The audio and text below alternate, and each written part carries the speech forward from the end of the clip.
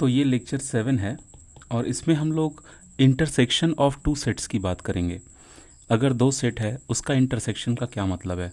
मान लो कोई सेट ए है जो कि यूनिवर्सल सेट में इस सर्कल से हम उसको दिखा रहे हैं कि इसके अंदर के सारे एलिमेंट्स जो हैं वो सेट ए के एलिमेंट्स कहे जाएंगे। वैसे ही मान लो कि कोई दूसरा सेट बी है, उसको हम लोग इस सर्कल से दिखा रहे हैं और उनके बीच उसके अंदर जो एलिमेंट्स हैं वो इस सर्कल के अंदर हैं और उस सेट को हम सेट बी कहेंगे। अब सेट ए और सेट बी के बीच हमको एक ऑपरेशन करना है, उस ऑपरेशन को हम इंटरसेक्शन बोलेंगे। इंटरसेक्शन INTER, इंटर हो गया, सेक्शन, इंटरसेक्शन। इंटरसेक्शन का ये मतलब होता है कि हम लोगों को सिर्फ उनके बीच का कॉमन एलिमेंट ही लिखना है। तो अब ग्राफ में ये कैसे दिखेगा, मतलब वेन डायग्राम में ये कैसे दिखेगा। तो ये तुम्हारा हो गया यूनिवर्सल सेट, ठीक है। अब इसके बाद तुम्हारा हो गया एक सर्कल वो जो ए वाला था, ठीक। अब हम एक और सर्कल ड्रॉ करेंगे जो बी वाला था और इसका ये मतलब है कि कुछ ना कुछ उनके बीच कॉमन ज़रूर है, ठीक है। अगर हम इंटरसेक्शन निकालते हैं तो उसका ये मतलब होता है कि हमको सिर्फ कॉमन चीज़ को ढूंढना है। अगर कुछ भी कॉमन नहीं है तो फिर हम उसको बोल देंगे निल, नल सेट बोल देंगे, एम्प्टी सेट बोल देंगे। लेकिन कुछ ना कुछ तो कॉमन होगा तो वो कॉमन हो जाएगा। तो उसके लिए हम सिंबल देते हैं ऐसे, ठीक है। देखने में देखो ये उल्टा यू लग रहा है ना, ये बिल्कुल उल्टा यू है, ठीक है। तो ये ए इंटरसेक्शन बी का सिंबल हो जाता है। इसको पढ़ते हैं intersection of two sets A and B, या फिर बोलो कि intersection of A and B, ठीक है। अब देखो इसमें कुछ कुछ खास खास बात ध्यान रखो। सबसे पहले एक एग्जांपल देखते हैं। मान लो मेरे पास कोई सेट ए है जो कि 1 2 3, उसके बाद उसमें मान लो 7 और 8, ये इसके एलिमेंट्स हैं। अब मान लो मेरे पास कोई सेट बी है, उसके पास एलिमेंट्स हैं 5 6 7, ठीक है। अब हम चाहते हैं कि हम ए इंटरसेक्शन बी निकालें। अब ये कैसे निकालेंगे, तो अब इसका ये मतलब हुआ कि जो पहले वाला ए का सर्कल था उसके अंदर सारे के सारे एलिमेंट्स यहाँ पे भरे हुए हैं जो कि कौन कौन से हैं, 1 2 3 7 8।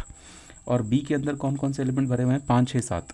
तो जब हम इनका इंटरसेक्शन निकाल रहे हैं तो जो बीच का ये जो तुम देख रहे हो जो कॉमन एरिया आ रहा है, ये एरिया किसको रिप्रेजेंट कर रहा है, ये एरिया रिप्रेजेंट कर रहा है 7 को, क्योंकि 7 ही कॉमन है दोनों में। देखो 7 यहाँ कॉमन है, बस सिर्फ 7 ही कॉमन है।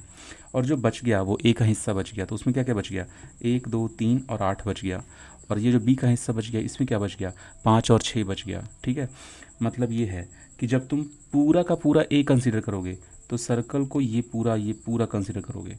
जब तुम पूरा का पूरा बी कंसिडर करोगे तो उस समय सर्कल को ये पूरा यहाँ से कंसिडर करोगे बी। लेकिन जब तुम ए इंटरसेक्शन बी कंसिडर करोगे तो उस कंडीशन में तुम सिर्फ ये बीच का हिस्सा कंसिडर करोगे। ए इंटरसेक्शन बी का सिर्फ इतना ही मतलब होता है, बस एकदम सिंपल सी चीज़ है। देखो कॉन्सेप्ट तो समझ में आ गया, लेकिन इससे जो डिडक्शन मिलते हैं हमको, डिडक्शन मतलब कुछ काम की चीज़ें मिलती हैं हमको, उन काम की चीज़ों को समझने के लिए अब हम लोग थोड़ा सा इसका ऑपरेशन देखते हैं। मान लो कि कोई ऐसा एलिमेंट है जो कि बिलोंग करता है ए से, सॉरी ए इंटरसेक्शन बी से। अगर कोई एलिमेंट ए इंटरसेक्शन बी से बिलोंग करता है, इफ़ एंड ओनली इफ़ ये चीज़ कब पॉसिबल होगी, इफ़ एंड ओनली इफ़ वो ए से भी बिलोंग करे और वो बी से भी बिलोंग करे। एंड लगेगा, ठीक है। एंड वो किससे बिलोंग करे, बी से बिलोंग करे। जब वो दोनों से बिलोंग करेगा तभी वो ए इंटरसेक्शन बी में आएगा। अगर वो सिर्फ एक से बिलोंग करता है तब वो ए इंटरसेक्शन बी में नहीं आएगा, ठीक है। मतलब अगर हम ऐसे लिख दें x बिलोंग टू ए और x बिलोंग टू बी, तो ये स्टेटमेंट गलत हो जाएगी। क्यों गलत हो जाएगी, क्योंकि हमारा जो a है ना, हमारा जो x है ये एक ऐसा एलिमेंट है जो इंटरसेक्शन में आ रहा है। इंटरसेक्शन में आने का सीधा मतलब है जैसे कि 7, ये जो 7 है ये 1 2 3 मतलब वो ए सेट में भी था, तो ये जो 7 है वो ए से भी बिलोंग करता है और वो बी में भी था, तो जो 7 जो है वो बी से भी बिलोंग करता है। एकदम सिंपल।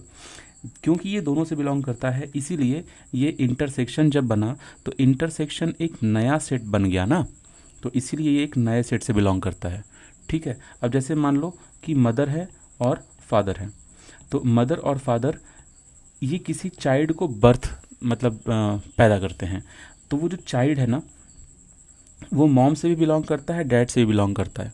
समझ में आ रही है बात। तो अब यहाँ पर एक सिंपल सा लॉजिक समझो कि इस सेट में लिखने के टाइम पे तुमको यहाँ पे एंड लिखना क्यों ज़रूरी है, और लिखोगे तो गलत हो जाएगा। और का मतलब होता है भैया या तो इससे या तो इससे, किसी एक से नहीं, ऐसा नहीं है, दोनों से, राइट। तो अब इस तरह की बात को ऐसे भी लिख सकते हो कि ए इंटरसेक्शन बी का ये मतलब होता है कि ये एक ऐसा एलिमेंट देगा सच दैट एक्स तुम्हारा ए से भी बिलोंग करेगा एंड एक्स तुम्हारा बी से भी बिलोंग करेगा। ये इसका मैथमेटिकल वे हुआ इसको स्टेटमेंट में लिखने का, ठीक है। अगर मान लो कि अगर तुम्हारा X element A intersection B से बिलोंग नहीं करता, तो इसका सीधा मतलब है कि वो किसी एक से बिलोंग नहीं कर रहा है, किसी एक से बिलोंग नहीं कर रहा है। जैसे एक्स या तो ए से बिलोंग नहीं कर रहा है या फिर वो बी से बिलोंग नहीं कर रहा है, मतलब वो सिर्फ एक साइड में है, या तो ए में है या तो बी में है, दोनों में नहीं है, दोनों वाली सीन नहीं है यहाँ पे, इसीलिए वो इंटरसेक्शन में बिलोंग नहीं कर रहा है। जैसे एग्जांपल के तौर पे मान लो तुम इस तीन को, ये जो तीन है वो ए से बिलोंग करता है, बी से बिलोंग नहीं करता, बी से बिलोंग नहीं करता, इसीलिए वो इंटरसेक्शन में नहीं आ पाया, ठीक है। इसीलिए यहाँ पर और लगा है, एंड नहीं लगा है, क्या लगा है, और लगा है, ठीक है ना। वो किसी एक से बिलोंग नहीं कर पा रहा है, एक में तो है वो लेकिन दूसरे में नहीं है, इसीलिए। हम लोग बात करते हैं कि एक अगला स्टेटमेंट लेते हैं, देखते हैं कि डिसजॉइंट सेट क्या होता है। देखो यहाँ पर तुम क्या देखे कि कोई ना कोई एक एलिमेंट था जो दोनों में कॉमन आ रहा था, ठीक है, दोनों में बिलोंग कर रहा था, वो एलिमेंट दोनों में प्रेजेंट था। अब हम लोग ये बात करते हैं कि डिसजॉइंट सेट क्या होता है। डिसजॉइंट सेट को समझने के लिए ये हेडिंग है डिसजॉइंट। डिसजॉइंट सेट क्या होता है? डिसजॉइंट सेट का ये मतलब है कि तुम जब उसका इंटरसेक्शन निकालने गए तो तुमको कुछ नहीं मिला। मतलब कि ए के पास चलो कुछ एलिमेंट्स हैं, बी के पास भी कुछ एलिमेंट्स हैं, लेकिन कोई भी एलिमेंट कॉमन नहीं है दोनों में, ठीक है, कोई भी एलिमेंट कॉमन नहीं है। तो इसका ये मतलब हुआ कि ये और ये डिसजॉइंट सेट्स हैं एक दूसरे के लिए। बात को समझना, ये एक दूसरे के लिए डिसजॉइंट सेट्स हैं। ए अपने आप में डिसजॉइंट नहीं है, बी अपने आप में डिसजॉइंट नहीं है। जब ए और बी को एक साथ में देखा जाएगा तो ये एक दूसरे के लिए क्या बन जाते हैं, डिसजॉइंट सेट बन जाते हैं। एग्जाम्पल बहुत सारा सिंपल एग्जाम्पल है। चलो मान लो कि जो ए है वो किसी पॉजिटिव इंटीजर का सेट है, ठीक है। एग्जाम्पल के तौर पे मान लो कि 1 और 2। और चलो जो बी है उसको तुम नेगेटिव इंटीजर का सेट मान लो, उसको मान लो कि वो है -5 -6, कुछ भी मान लो, नेगेटिव में कुछ भी मान लो। तो तुम ये देख रहे हो कि इनका आपस में कोई तालमेल ही नहीं है। इंटीजर तो हैं दोनों, बात ठीक है, लेकिन एक पॉजिटिव वाला सेट है, एक नेगेटिव वाला सेट है, एलिमेंट्स अलग अलग है ना। तो इनके बीच अगर तुम इंटरसेक्शन निकालोगे ए इंटरसेक्शन बी, तो आंसर क्या आएगा, कुछ नहीं आएगा। तो सेट की दुनिया में कुछ नहीं को किस चीज़ से दिखाते हैं, फाई से दिखाते हैं, राइट। इस चीज़ को हम लोग डिस्कस कर चुके हैं। फाई का मतलब नल सेट, वॉइड सेट किया गया था ना, एम्प्टी सेट, ये होता है फाई का मतलब। कुछ नहीं को सेट की दुनिया में किससे दिखाते हैं, इस फाई सिंबल से दिखाते हैं। तो इसका सीधा मतलब है डिसजॉइंट सेट, कोई भी दो सेट एक दूसरे के लिए डिसजॉइंट सेट हो जाते हैं जब उनके बीच कुछ भी कॉमन ना हो। अब इस चीज़ को लेकर के, मतलब इंटरसेक्शन और डिसजॉइंट सेट को लेकर के हम लोग कुछ इंपॉर्टेंट डिडक्शंस देखते हैं। यही इंपॉर्टेंट डिडक्शंस तुमसे IIT JEE और अदर एग्जाम्स, कॉम्पिटेटिव एग्जाम्स में पूछे जाते हैं सेट की दुनिया से, ठीक है। देखो पहले इंपॉर्टेंट पॉइंट को देखो। अभी जब हम वो पढ़ा रहे थे, इसके ठीक पहला लेक्चर 6, लेक्चर 6 में हम तुमको ये बताए हुए हैं कि जब हम लोग यूनियन निकालते हैं तो यूनियन समझने के बाद हम लोग तरह तरह के आउटकम्स का डिस्कशन किए थे, जो डिडक्शन पॉसिबल हैं उनका हम लोग डिस्कस किए थे। तो अब हम लोग डिसजॉइंट की दुनिया में पहला डिस्कशन करते हैं। मान लो कि कोई सेट ए है और कोई सेट फाई है, उनके बीच अगर तुम इंटरसेक्शन निकालते हो, उनके बीच अगर तुम कॉमन एलिमेंट फाइंड करते हो, तो इसका आंसर क्या आएगा? तो इसका आंसर बहुत सिंपल है, इसका आंसर आएगा फाई। इसका आंसर फाई क्यों आएगा? क्योंकि फाई में तो कुछ है ही नहीं, ठीक है। और ए में हम ये मान सकते हैं कि ए में कुछ नहीं है, ए में भले एलिमेंट हो या ना हो, ठीक है। तो इनका इंटरसेक्शन क्या आएगा, फाई आएगा, ठीक। अब जैसे मान लो कि ए में कोई एलिमेंट है 2 और 3, करेक्ट। और फाई में क्या होता है कि कोई भी एलिमेंट नहीं होता, ठीक। तो अब जब इनका इंटरसेक्शन निकालेंगे तो इनका इंटरसेक्शन ए और फाई से निकालेंगे तो कुछ भी कॉमन है क्या इन दोनों में? कुछ भी कॉमन नहीं है। तो भाई कुछ भी कॉमन नहीं मतलब कुछ भी कॉमन नहीं, फिर से ये क्या आया? फिर से ये फाई ही तो आया। जब कुछ भी कॉमन नहीं होता, जब कुछ नहीं होता है तो सेट की तरह में उसको क्या बोलते हैं? फाई बोलते हैं। तो समझ में आ गया इसका इंपॉर्टेंस। अब चलो दूसरा देखते हैं। अगर मान लो कि हम ए का इंटरसेक्शन निकालते हैं यूनिवर्सल सेट के साथ, तो इसका आंसर क्या आएगा? अब बात को समझो भाई, जो यूनिवर्सल सेट है ना उसके पास सारे एलिमेंट होते हैं, और जो ए है उसके पास कुछ खास खास एलिमेंट्स होंगे। जैसे मान लेते हैं कि ए रिप्रेजेंट करता है 2 और 3 को, ठीक। तो ऑब्वियस सी बात है जो हमारा यूनिवर्सल सेट है वो सबको रिप्रेजेंट करेगा और साथ में 2 और 3 भी उसमें रहेंगे ही रहेंगे। यूनिवर्सल सेट का मतलब ही वही होता है भाई, पूरा यूनिवर्स है उसके अंदर, है ना। तो अब इसको अदर वे रॉन्ग मत लेना कि पूरा यूनिवर्स है उसके अंदर। मतलब ये है कि नंबरों की दुनिया में, अभी तुमको हम बताए थे ना यूनिवर्सल सेट के टाइम पे इसका क्या मतलब होता है। इसका मतलब होता है जब तुम फ्लावर्स की बात कर रहे हो तो एक ऐसा सेट जिसमें दुनिया के सारे फ्लावर्स ही फ्लावर्स होंगे, वो हो जाएगा फ्लावर्स के लिए यूनिवर्सल सेट। तुम नंबर्स की बात करते हो, ठीक है, तुम दुनिया के हर एक पुलिस की बात करते हो, हर एक एक्टर्स की बात करते हो, हर एक मतलब यूनिवर्सल सेट वैलिड होना चाहिए। ऐसा मत बोल दो कि उसमें सब कुछ है, मतलब ऐसी चीज़ भी है जो इम्पॉसिबल है, ऐसा नहीं है। इसको भी डिफाइन किया गया है, राइट। प्रीवियस लेक्चर्स में डिफाइन किया है। अगर तुम शुरुआत से देखते आ रहे हो तो तुमको पता होगा, अगर तुमको पता नहीं तो जाओ रिवाइज कर लो, ठीक। चलो अब देखो एक बात तो है, जो बच्चे फ़िलहाल इस वीडियो को देखते हैं उनको एक चीज़ की दिक्कत होती है कि जो वीडियो अपलोड होता है तभी वो इस वीडियो को देख पाते हैं। लेकिन अगर तुम इस वीडियो को 2 साल 3 साल 4 साल बाद देख रहे हो, अपलोड होने के बाद, तो तुमको हर वीडियो प्रॉपर तरीके से मिल जाएगा प्लेलिस्ट में, राइट। तो जब प्रॉपर तरीके से तो तुम अपना एक रूटीन बना लो। उस रूटीन में तुम अपना रिवीजन का रूटीन सबसे पहले बनाना कि रिवीजन कैसे करना है। पता है मेरी जब हम छोटे थे ना तो हम ना अपना रूटीन बनाया करते थे कि टाइम टेबल, और वो टाइम टेबल हर 2 दिन पर चेंज होता था। छोटे थे जब हम 9th क्लास में पढ़ रहे थे, सीरियस नहीं थे बहुत ज़्यादा पढ़ाई को लेकर के।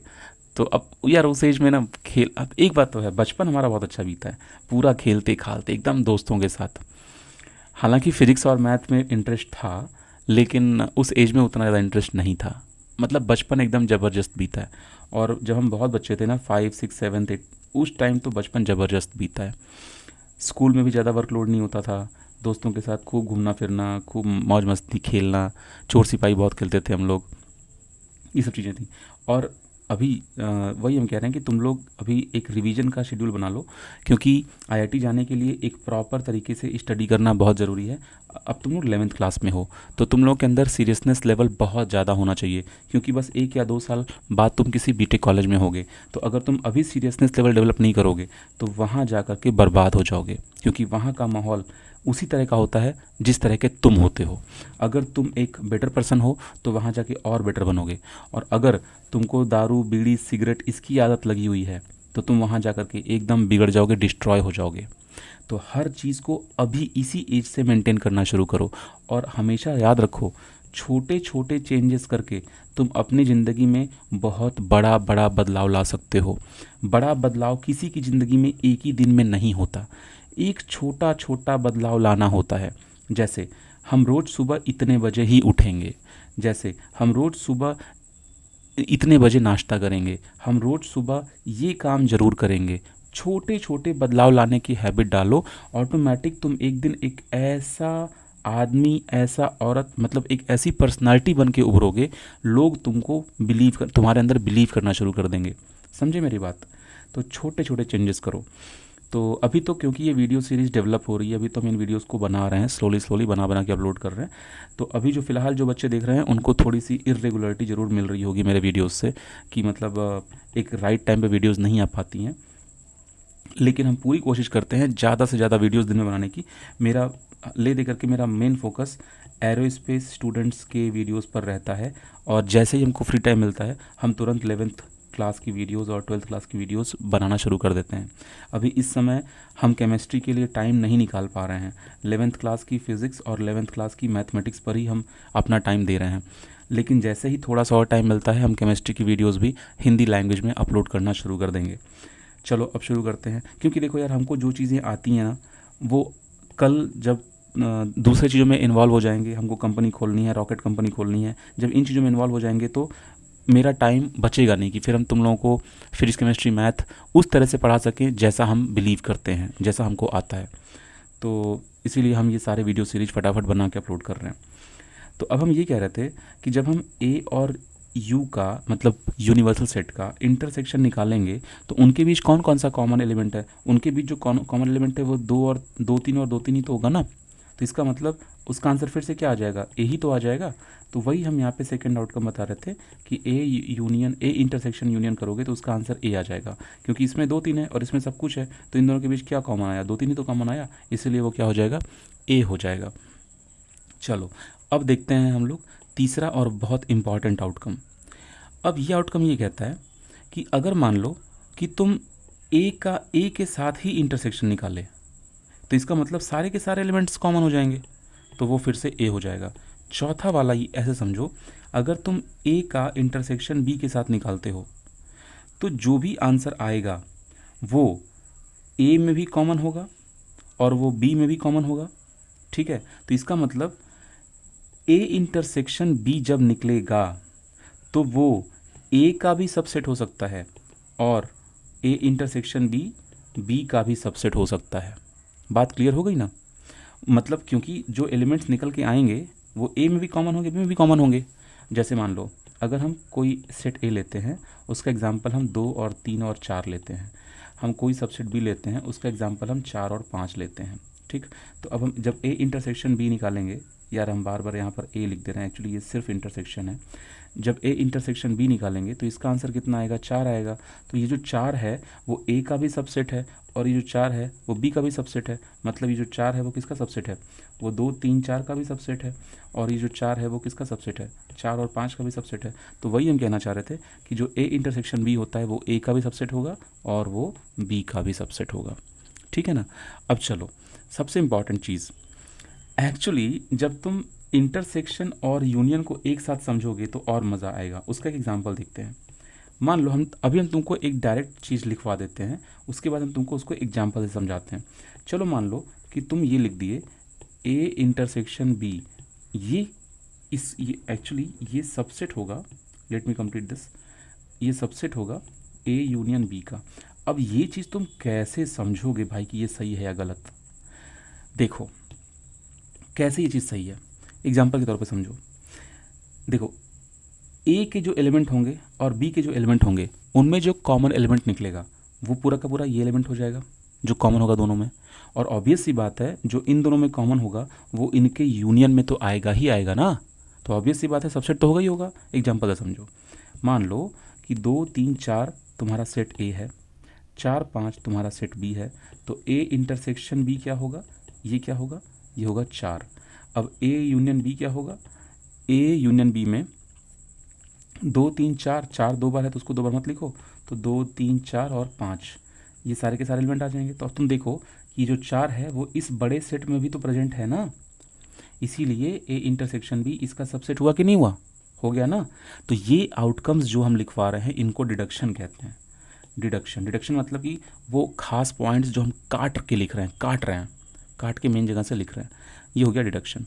ठीक है, अब देखो नेक्स्ट पॉइंट, एक चीज़ और समझने की बात है कि अगर हम ऐसे लिखते हैं कि जो मेरा ए है वो हमारा बी का सबसेट है, इसका क्या मतलब हुआ कि ए के सारे एलिमेंट किस में हैं, बी में हैं।